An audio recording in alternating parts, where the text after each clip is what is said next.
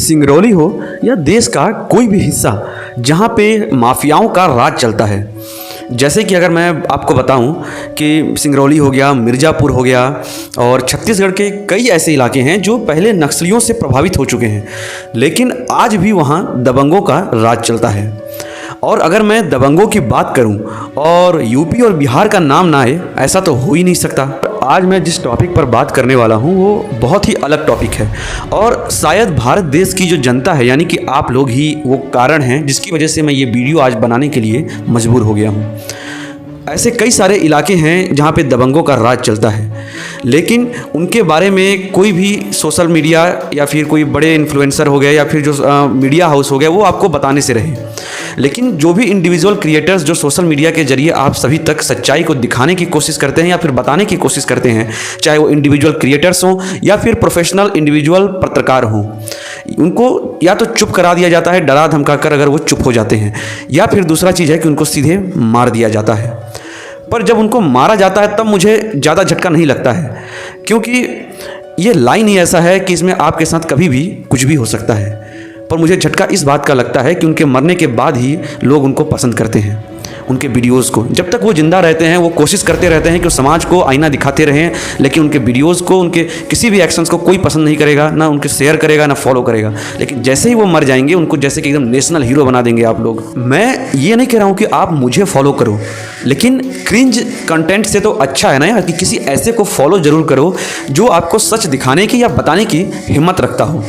जैसे कि मैंने अभी कुछ वीडियोस बनाए थे जो सीधे ग्राउंड रियलिटी से बनाए थे। ऐसा शायद आपको गूगल पर भी इस तरीके से इन्फॉर्मेशन नहीं मिलेगा जो मैंने ग्राउंड रियलिटी से चीज़ें बताई थी, लेकिन उस पर व्यूज़ तो ऐसे आए हैं कि मैं आपको क्या बता दूं। अगर एक लड़की अभी ठुमका बस लगा दे तो मेरे व्यूज़ से ज़्यादा उसके शेयर्स और लाइक्स आ जाएंगे।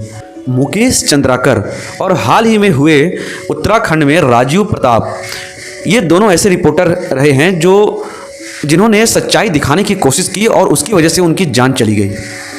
यानी कि लोग आपको सच्चाई अगर दिखाने की कोशिश करते हैं, आईना दिखाने की कोशिश करते हैं तो उनकी जान तक जा रही है। लेकिन क्या मेरा आपसे एक सवाल है कि क्या ये फेमस थे, क्या इनकी जान हमारी वजह से नहीं गई? क्या हम इसके जिम्मेदार नहीं हैं? शायद कहीं ना कहीं किसी हद तक तो ज़रूर है, क्योंकि ये अपने लोकल एरिया में ज़रूर फेमस रहे होंगे थोड़े बहुत, लेकिन ये बड़े लेवल पर फेमस नहीं थे जो सच दिखाने की कोशिश करते हैं, क्योंकि इनको हमेशा दबाया जाता है।